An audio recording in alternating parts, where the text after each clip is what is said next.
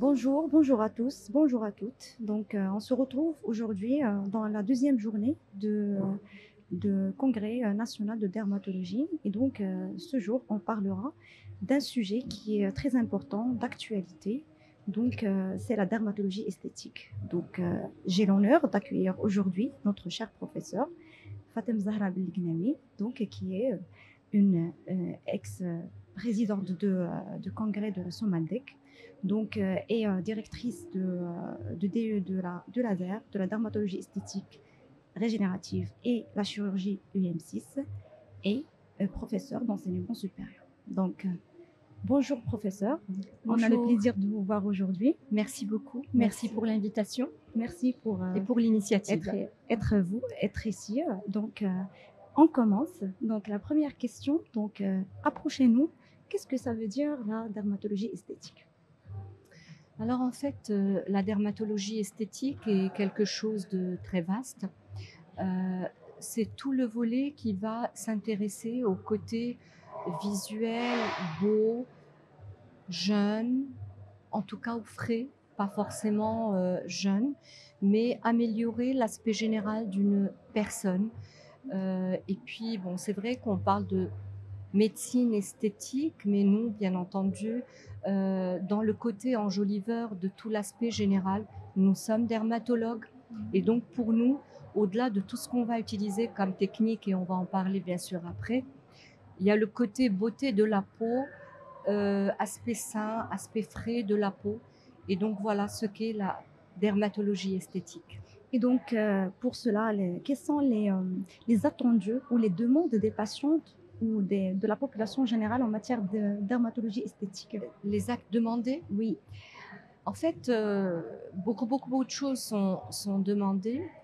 Alors c'est vrai que au départ, c'est vrai que l'esthétique était beaucoup plus sur euh, remplir un volume, par exemple, aller sur changer un petit peu les volumes, équilibrer les volumes d'un visage, également gommer les rides.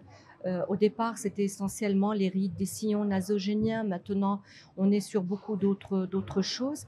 Mais au-delà de ça qui reste, il y a maintenant deux principaux problèmes qui sont évoqués, qui sont demandés. C'est d'abord traiter tout ce qui va être lourdeur du visage. De plus en plus de gens veulent essayer d'arranger, de modifier tout ce qui va être lourdeur de visage. Et c'est vrai que ce n'est pas le côté le plus facile de notre discipline, parce que c'est bien sûr la chirurgie qui va être la solution quand c'est une lourdeur qui est importante, mais nous avons aussi des techniques. Alors, autre chose qui est extrêmement demandée par les gens maintenant, et ça, honnêtement, moi, ça me fait vraiment plaisir, c'est comment améliorer la qualité de la peau. Au départ, c'était pas quelque chose qui était demandé, et bien que moi, même quand on venait me dire je veux des comblements, je veux de la toxine, pour moi, une des choses essentielles à rajouter, c'était les aider à enjoliver la qualité de leur peau et l'améliorer. Et donc, c'était un plus que je rajoutais, d'abord par les cosmétiques et tout, essentiellement, mais puis après par d'autres comme un peeling, comme d'autres choses qui aident. Maintenant, c'est les gens qui viennent demander. Et c'est maintenant eux qui viennent demander, je veux plus d'éclat, je veux une plus belle peau, je veux plus utiliser de fond de teint, je veux plus de choses. Et donc là, voilà, c'est une des choses essentielles qui est actuellement extrêmement demandée. Et donc, vous voyez qu'il y a un impact très important des réseaux sociaux Oui, bien sur sûr. comme dirait, une innovation, pour l'innovation, pour la révolution de la dermatologie esthétique. Alors oui, il y a un réel apport des réseaux sociaux, mais je dirais un réel impact. Parce qu'il y a un apport, parce qu'il y a du positif, mais il y a aussi du négatif. Parce que malheureusement, tout le monde se proclame expert. Alors il y a beaucoup d'experts qui parlent, mais il y a aussi beaucoup de gens qui donnent de fausses idées et qui nuisent à la discipline. Alors moi, je vais commencer d'abord par parler du côté positif. Il y a beaucoup de gens qui parlent, alors des professionnels bien sûr, beaucoup de gens de professionnels de différents bords de l'esthétique, et qui parlent, et c'est très important parce que ça permet savoir ce qui se fait, connaître le nouveau, ainsi de suite. Et personnellement, pour moi, ça a été la chose qui m'a permis de m'inscrire aussi dans cette logique-là de réseaux sociaux. J'avais totalement refusé au départ. Et après, je me disais quel peut être mon apport pour la population. Et donc là, c'était oui, effectivement, donner l'information sur des choses, donner des choses qui se font, donner, rassurer ou au contraire, dire attention pour telle ou telle chose. Et donc, beaucoup de choses positives peuvent venir des réseaux sociaux et même parfois les non-professionnels de la santé. Il y en a qui peuvent aussi donner des informations intéressantes de par leur expérience ou autre. Par contre, le côté négatif, c'est quand on dit n'importe quoi. Genre maintenant, toutes les choses qui circulent par rapport au déplacement des fileurs. On a l'impression, franchement, ils donnent l'impression qu'il y a une autoroute en dessous de la peau. Donc maintenant, tout le monde parle de oui, le produit, excusez, je parle arabe, mais parce que c'est ce qui se. Voilà. Le produit, ainsi de suite. Non, on parle de technique. Les gens, on leur propose telle ou telle chose. Par exemple, on parle de lourdeur de peau ou de visage. Cet aspect vigé, donc aussi pour les botox, donc il se plaint de cet aspect vigé qui bloque le visage et qui supprime les mimiques de la personne. Alors les gens ils disent moi je veux pas du tout avoir cet aspect-là figé. Alors ça c'est les réseaux sociaux, mais également le vécu des gens dans les salons, dans les choses. On dit non, moi je veux pas parce que je veux pas ressembler. Mais sauf que les gens, ils doivent savoir que faire de l'esthétique n'est pas modifier, n'est pas changer, c'est rendre quelques années à l'arrière, c'est rafraîchir, c'est pas. Alors si on fait de la toxine, certes, ça va réduire en tout cas la mimique au milieu, mais on peut très bien garder une mimique latérale, enfin une mobilité latérale, et ce qui laisse aussi du naturel aux gens. Si on traite avec des comblements ou autre, le tout n'est pas d'aller traiter de manière surcorrigée, de manière à voir les gens dès qu'on arrive dans un salon. Non, c'est pas ça. Et là, donc du coup, c'est-à-dire qu'il y a des techniques. Il y a des techniques et en fait, il est très facile en fait de faire des gens surcorrigés, mais il est plus difficile de faire des gens naturels. Et je dis toujours aux gens, mais vous vous rendez pas compte des gens qui sont traités, qui sont bien traités. Donc n'allez pas juste avoir peur des gens qui sont surtraités. Et pardon, je voudrais revenir sur les réseaux sociaux. Aussi pour, en fait, il y avait deux éléments. J'ai oublié l'autre. Alors, 1, 2, c'est, oui, on a deux. 1, 2, c'est quand on parle, par exemple, des fils tenseurs, qui est quelque chose qui est extrêmement intéressant. Et bien, la première des choses, tous ils disent non, j'ai vu sur les réseaux, c'est quelque chose de très agressif. Non, je veux pas, non. Mais les techniques, elles sont très... je profite de cela pour les fils tenseurs et je vais poser une question. Les fils tenseurs dans l'indication de vieillissement cutané prématuré qu'on voit chez les enfants. Donc les enfants, ça pose un problème dans le vieillissement prématuré avec un enfant avec un visage d'un vieillard. Donc est-ce que les fils tenseurs ont une place? Honnêtement, j'ai jamais vu cette indication et je n'irai pas là. Par contre, moi, j'irai là sur des techniques de laser. Je viens de parler là juste maintenant sur les lasers de remodelage. D'accord. Et en particulier les lasers fractionnés, ablatifs ou non ablatifs, pour donner pour prévenir le vieillissement, mais également prévenir les cancers de peau. Et donc là, si vous me parlez d'enfants qui ont l'aspect vieilli, alors est-ce qu'on est devant une génodermatose? Oui, c'est le vieillissement prématuré et c'est un vieillissement acquis, que ce soit acquis ou congénital. Oui, donc, alors si on est devant un cas de génodermatose avec un vieillissement et qui peut amener à des cancers de peau précoces et tout, eh bien oui, le laser est une magnifique technique. Je n'irai pas au fil tenseur, honnêtement. Je suis un petit peu sceptique par rapport à ça. Pour un enfant, j'irai plus sur quelque chose qui va capitaliser aussi et qui va permettre une action au long terme avec quelques séances. D'accord. Donc, vaut mieux d'utiliser le laser, vaut mieux que d'utiliser par exemple la toxine botuliниque ou... C'est très différent. C'est très différent. C'est des techniques qui sont complémentaires. Le traitement du Hyperface, c'est d'abord et avant tout la toxine avant toute chose. D'accord. C'est ça le traitement qui permet d'ouvrir toute la partie supérieure du visage. Et là encore, parmi les effets de l'esthétique, c'est pas forcément de gonfler ou figer, mais c'est de donner de l'ouverture, donner une expressivité positive, retourner un petit peu, au lieu d'avoir par exemple des lèvres qui descendent, on va remonter, au lieu d'avoir des sourcils qui descendent, on va les remonter, ainsi de suite. Donc là, la toxine, elle est essentielle. Elle peut être complétée par d'autres choses. Avec du laser, par exemple, s'il faut améliorer le grain de peau, si quelqu'un a des cicatrices marquées, sachant que là, si on détend qu'il y a encore des cicatrices, là, le mieux, c'est d'aller compléter avec un comblement localisé, notamment la glabelle, en prenant les précautions nécessaires. Et hier, j'ai parlé justement des complications des fillers. Donc, on fera attention au niveau de la glabelle, mais on peut aussi mettre des fils tenseurs au niveau des cassures. Donc, il y a plusieurs alternatives thérapeutiques ou bien des traitements combinés pour optimiser la réponse. Oui.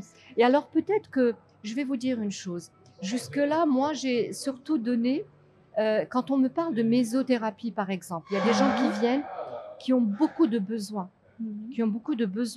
sur leur visage. Il y a des rides, il y a des froissements, il y a des taches, il y a plein de choses. Il y a une hypercontractilité musculaire et tout. Et ils disent, ils sont gênés par ça. D'accord, les gens viennent, ils sont gênés. Et puis je leur demande, ils me disaient, je veux juste de la mésothérapie, mais je veux traiter tout ça. Je dis non, la mésothérapie ne peut pas traiter tout ça. Il faut d'abord faire un tableau et ensuite mettre le vernis. D'accord. Et donc c'est comme ça que je retourne là la chose. Pourquoi j'ai dit ils veulent? Parce que si les gens ne demandent pas, s'ils ne viennent pas vous dire, moi j'ai tout ça, vous n'allez pas leur dire, attention, vous êtes fripé, vous êtes non. On va voir ce que la personne demande. Oui. C'est important. C'est la demande. Alors maintenant, les lasers, et en particulier les fractionnés, même les non ablatifs, ça peut être quelque chose qui peut être totalement inscrit dans un cadre de protocole préventif post le reste. Donc on traite, on fait le tableau. Et ensuite, on peut avec le laser donner un effet stimulant général à toute la peau du visage, le cou, les mains et tout ça. Et puis, comme j'ai présenté tout à l'heure, avoir cet effet-là préventif contre le photovieillissement, d'accord? Donc le photovieillissement, donc les kératoses et tout, et même les tumeurs, les carcinomes. Donc voyez quand même l'impact, c'est extrêmement important. Oui, et puis agir sur l'épigénétique, je viens aussi d'en parler. Mettre des boutons play sur des gènes qui sont chez nous, mais qui sont en mode couvert, ils sont silencieux. Et le laser, maintenant je viens de le montrer, il permet aussi de mettre un play et de rendre parlant, si j'ose dire, les gènes dont on a besoin pour une bonne santé, pour un aspect non vieilli, pour ainsi de suite. Et donc, si on parle de ça, donc, si on veut dire à quel âge on peut commencer à solliciter la dermatologie esthétique ou bien les lasers? Donc, est-ce qu'il y a un âge précis ou une recommandation d'âge? Très bonne question. Alors, un âge précis, moi, je me dis non. Il y a un âge, raisonnable, oui. Mais il y a surtout une variabilité interindividuelle. Les gens, vous l'avez dit tout à l'heure, il y a même des enfants qui peuvent avoir un aspect vieilli très précocement. On va dire que c'est une exception, ce cas de figure. Par contre, il y a des gens assez jeunes, surtout les filles, on va dire, qui souffrent beaucoup, par exemple, d'un aspect inesthétique du nez, des bosses du nez, un creux de cerne très important, qui impacte leur quotidien, qui fait que vraiment ils ont un problème même avec leur confiance en eux ou l'estime de soi, à un âge où ils ont besoin de cette estime en soi ou de soi pour développer leur personnalité. Et là, dans ce cas-là, pourquoi refuser de faire un comblement, une rhinoplastie médicale, ou de faire un comblement du cerne? Donc là, on peut le faire. Alors, si c'est moins de 18 ans, il faut demander à ce que les enfants ou les jeunes soient accompagnés de leurs parents. Et sinon, après, chacun de voir. Ça dépend de si quelqu'un est très expressif et que très précocement, il y a des rides du front qui se mettent en place. Ben oui, peut-être proposer de démarrer la toxine à la trentaine.